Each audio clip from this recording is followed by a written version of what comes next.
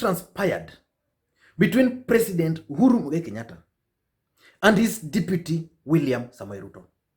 Because from all indications, President Uhuru Kenyatta is determined to block his deputy from succeeding him as the next president of the Republic of Kenya in 2022. And for a very long time, most Kenyans had believed that the president was a coward and that the deputy president was the one who was actually running the show, was running the government, was running Jubilee Party. Unknown to them, the president formed a team, and that team, which I'm going to look at in the next 1 or 2 days, that team formulated for the president a strategy. And that strategy had 10 strategies in it, which the president has been following to destroy his deputy. So today I want us to look at those strategies. But before we do this, before we do that, if you're bumping on this video for the first time, I want you to take a second or two and hit the subscribe button so that next time we produce a video like this, you get notified. Now back to the main issue. For those who've been following the politics of this country since the time of the handshake up to now, the president has been very strategic in the way he's dealing with his deputy. The president has been following strategies which was developed by a team which is based at some office in Nairobi. And these are some of the strategies. There are 10. So I want to be very brief with those strategies. The first strategy was to neutralize William Ruto's source of finance. And that, in my view, has been executed successfully. We all know that when the deputy president joined Uhuru Kenyatta in 2013, there were claims that the Kenyatta family actually paid the DP some money, running into billions. Not verified. But the fact, assuming that's what happened, it means by the time we were going for an election, for the elections in 2013, the DP had enough money already. So assuming he spent all those money for campaigns, so it means the money he had, he didn't use his personal money. So when they joined government, the deputy president identified key ministries in government. And in some of those key ministries, he appointed ministers, principal secretaries, and even parastatal heads to those particular ministries.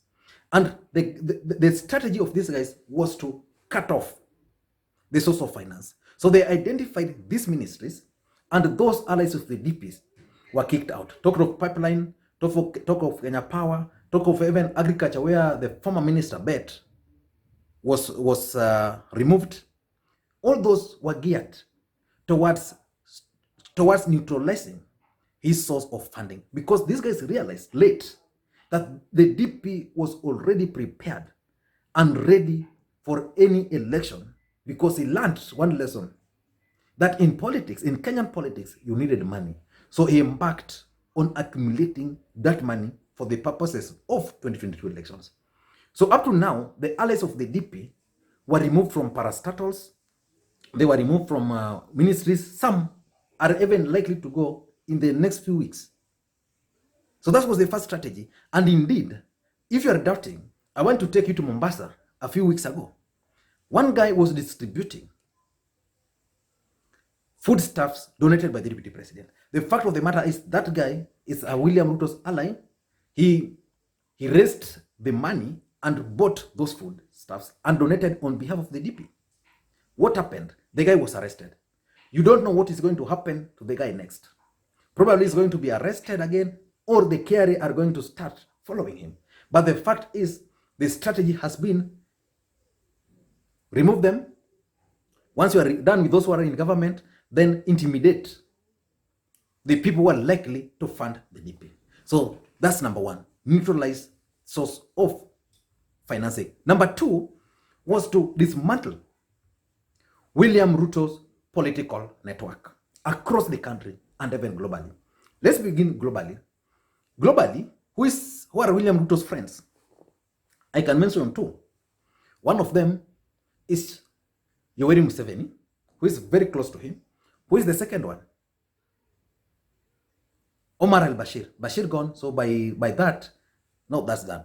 But internationally, the government has always frustrated the deputy president's attempt to create international networks. They have done that.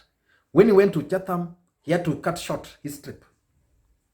Locally, those who follow politics, especially the Jubilee politics, Moses Kuria was very clear. And I think, who else? There's this other Jubilee leader who explained so well that in 2018, Rafael Tuju and the Communist Party in China brought some funding. And then they started working through Jubilee county offices. And they used that to remove the allies of the DP and install their own people. So that was a strategy. So even locally here, those who are viewed as very close allies of the DP are either being frustrated or are forced by nature to just take a low profile. You can check across the country, and that strategy is still being implemented today. The third strategy was to dismantle William Ruto's security network, which he assembled when he took over office with President Uhuru Kenyatta. In this country, you can't win any political office without security behind you. That is the provincial administration, the normal security, the police, the intelligence, and that kind of network. So when the DP got into office, there are people he promoted here, there, and there. Someone was telling me a story here, sometimes back in Kisumu here, that the DP has a team of security officers around here who normally briefs him what's happening locally here. And it's across. So that he challenged me to show him in Nyanza, for example, head of polices who are not Kalenjins. And that some of those people were actually placed in those positions by design. So the system just decided to dismantle some of those. I want to give you typical examples on the last two elections. We had a by-election in Kibra. The DP had actually prepared so well, and he knew so well that the system was fully behind him. He was optimistic. He had a Kalenjin guy ready to help him, because the idea was create chaos in Kibra. Let there be chaos in ODM strongholds. Once chaos erupt, then people are not going to turn up. So before that plan could be executed through his security network, the next day what happened? Karanja Kibicho woke up. All those security network were told, Mukai Kando, a new team was brought on board. When that team was brought on board, Nani was explaining so well, Ben Washiali, that watu walikuja and police were doing nothing. Police walikuwa nasema tu wao wameambiwa kazi yao ni ku protect the ballot boxes. So that's how that team was dismantled. Then they again went to Kilifi, where there was that by-election. The same. They waited for the DP.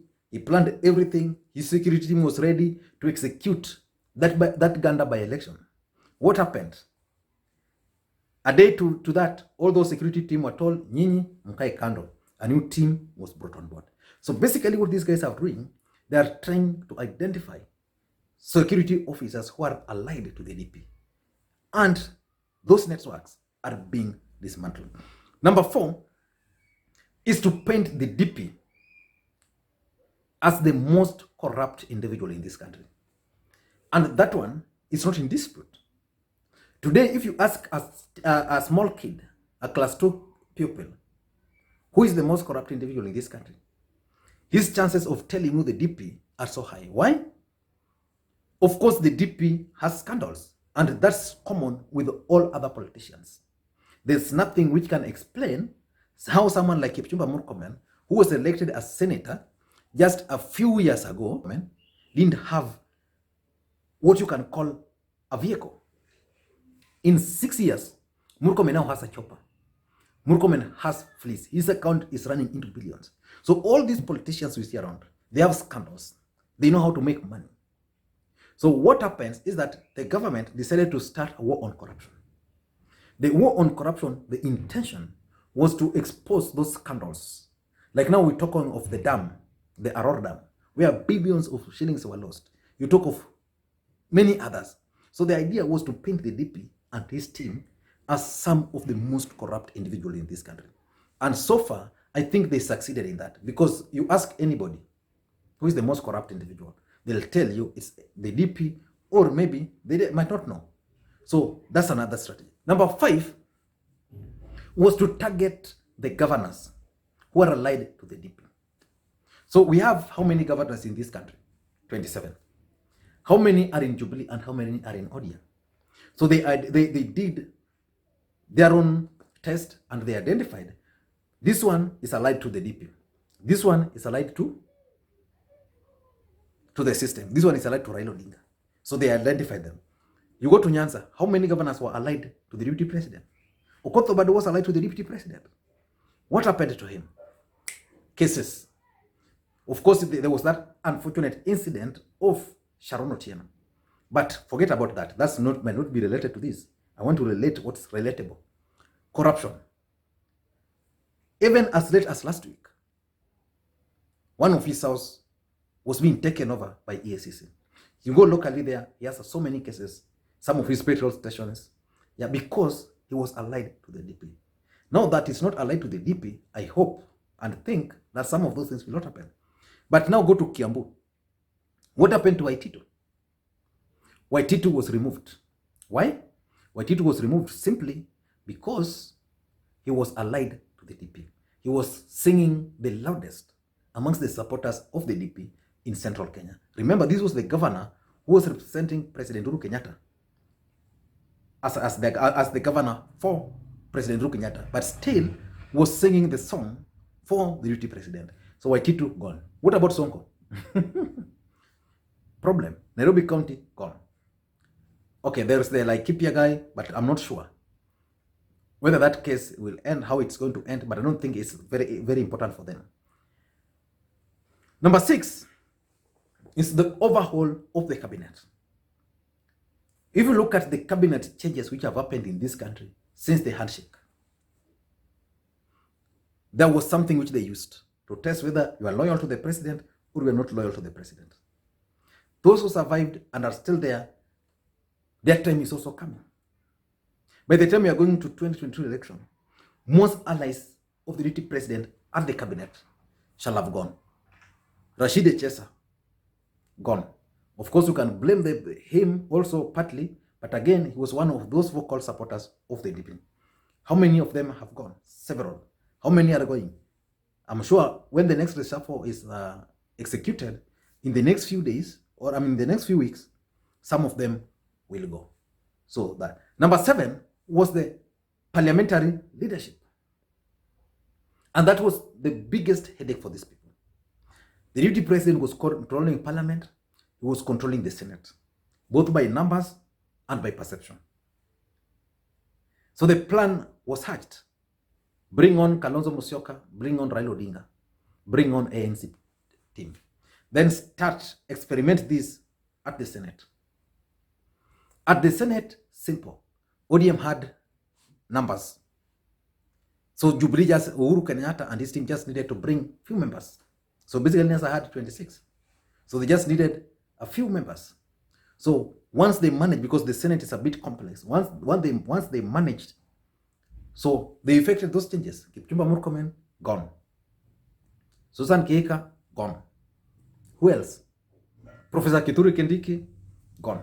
So they've cleared Senate. And today, Rafael Tuju was very clear that the president is planning a parliamentary group meeting for members of parliament. During that meeting, people like Aden Duale will go. Because in politics, you destroy someone completely.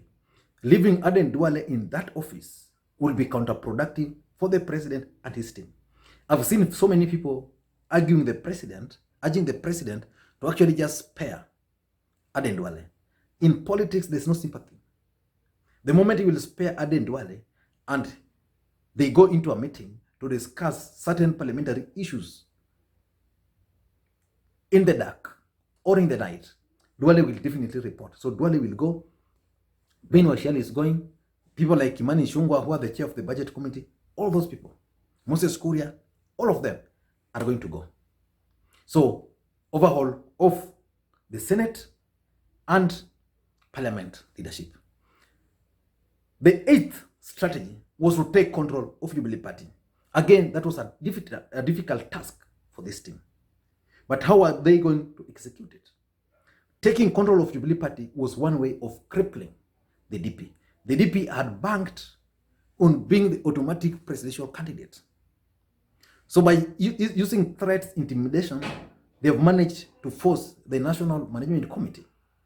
Now, after that, they are reconstituting the National Executive Committee. That's the highest organ of the party, which makes decision for the party.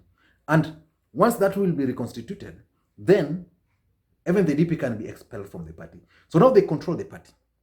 They control parliament. Where is the DP? The DP is clinging to the hope that there's no any other presidential candidate who is likely to emerge in Jubilee Party. So they've done that. So the DP doesn't control parliament, it doesn't now control the party. Then they are number 9.